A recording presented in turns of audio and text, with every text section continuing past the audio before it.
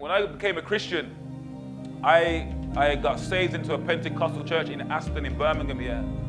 Some of you were there. Sade was there. Alma was there. Karen was, I think, may have been around that. I'm not sure.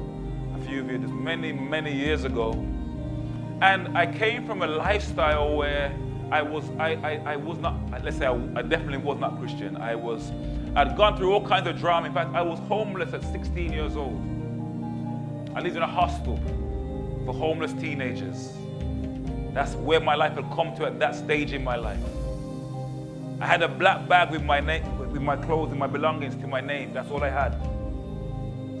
And I grew up through that. So I found myself smoking drugs and selling things and all kinds of illicit behavior and activity.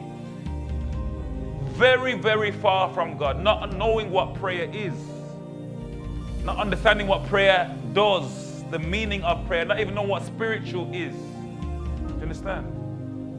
Overwhelmed by other dark forces. And then coming into church, and remember at a point in time, people praying and wishing that I'd grown up in that. If you've grown up in church, you're very blessed. If you've seen your parents pray and your grandparents pray, you're very blessed. You're very blessed. But I came into a church and I saw people praying. A lot of older people praying, older mothers in the house. Thank God for the older mothers.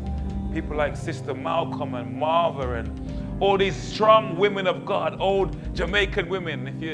If you know them, they pray, they tarry. And they brought me alongside and they taught me how to pray, and I began to exercise prayer, but I never understood it still. I would pray. I would read prayers. You'd get deliverance prayers and things like that. You'd read from books and Derek Prince and those kinds of things that I prayed. Well, the truth is that there were still some things that were like strongholds in my life. There were areas of my life and of my heart that I didn't understand. I couldn't fathom. It wasn't clear to me. Why was I going through these patterns, these issues and cycles still, even though I love Jesus, even though I'm praying, even though I'm seeking God, I'm even serving God, I'm a youth pastor in a church, but I'm riddled with thoughts and with things in my heart that what's going on? How do I break free? I remember going to Ghana for the first time in 2010. I think Sade came. Did you come to that one, Sade? We went on a mission trip. Sade, you see this young lady here, Thelma's daughter? I don't want to expose her, but she's a prophetess. She has a gift. She was in my youth ministry she was probably about 12 or something like that, 13, I don't know. But she's here today as a testimony. I know the hand of God is on her life. I know that I know. But we went to Ghana on a mission trip in 2010 for the first time, and Sade came on that trip with us. We took about 15 young people to Ghana. I think that was the time. Well, that might be my second time actually. Well, I remember going to Ghana on this trip, and I went to a church called Action Chapel, and there's a prayer meeting happening. Now, in my Pentecostal, where I was in church, it was a 6 o'clock in the morning prayer meeting on a Tuesday, and there was one on a Thursday too.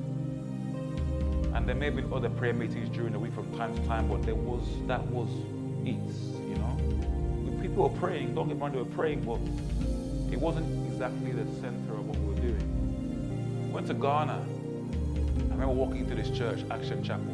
They call it Jericho Hour. On a Thursday morning from 7 a.m. till about 12 or 2 p.m. in the afternoon. There's about 1,000 people. They've left work. And they've come into this church auditorium, and I walk in to see a sea of people, and I'm shocked at first at the number of people who are not working. There's no one working here. But then, everybody is praying, and everyone is just walking and praying, and no one is caring who's in the room. There's no focus on anything else, but we're here to pray. And the prayer it moved me, it changed my life. I stood there at a point and I said, do people do this? I'd never seen it before. I'd never experienced it before. There was a spiritual intensity, a level of fervency collectively I'd never seen. I went back that night to where I was lodged, and I remember I had a dream. And in this dream, there was like a demon, like a creature. And it was coming towards me. I remember I grabbed this thing, I wrestled it, and I threw it in the fire, and it burned to ashes. And I knew it was a deliverance dream. I knew that my prayers that I'd been in had done something in the spirit. I found some strength in that moment to destroy something that had been existing in my life for I don't know how long. Are you with me? You don't know what's going on in the background. You don't know what's going on inside your life. I know you've heard the example many times before of the airplane that's flying into the sky, and there's a rat in the back of the plane, and the pilot realizes there's a rat in the back of his plane, and it's gnawing on some of the cables, and the cable it's gnawing on is essential to the plane's ability to fly, and he's like, what do I do? If he eats that cable, we're dead. And the thought comes to him, fly higher. So he takes the plane higher to a height that the rat freezes and dies, and everyone survives. There are some, for all of us, there are heights that we have to attain in the spirit. There are some things that are hiding inside our lives. You may not see them now. They may not be obvious. Maybe they are obvious to you. But there are some things that are allowed to operate on the level and frequency spiritually that we are on. Are you with me? Your life can look ordinary, but you don't realize that the blessing of the Lord, the goodness of God, the abundance of God that He makes available to you as His son and daughter, it will blow your mind. It will blow your mind. But the enemy has an opposite agenda and plan. So things have been sown before your time.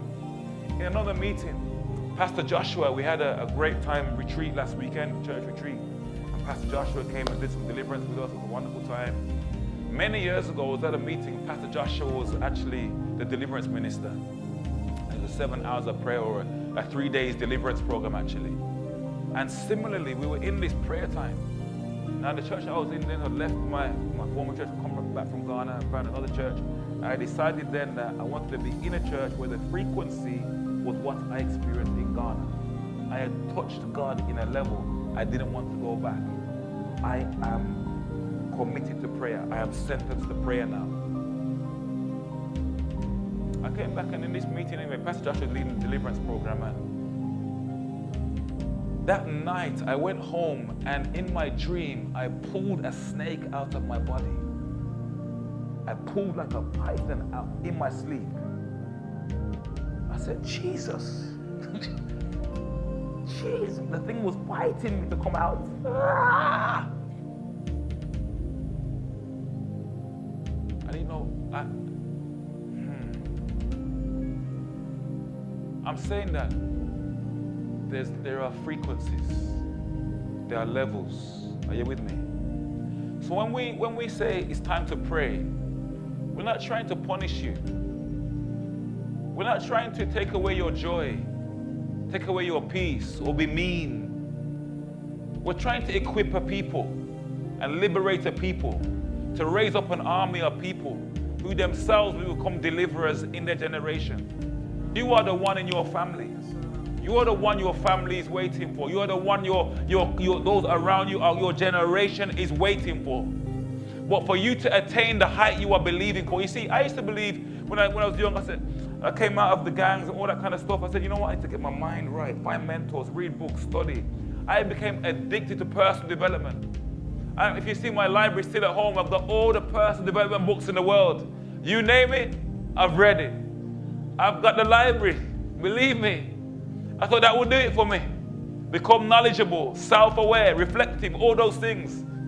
No. There are levels. All those things there are on lower dimensions of frequency. I'm not saying they're bad, they have a place, but the frequency is lower. Are you with me?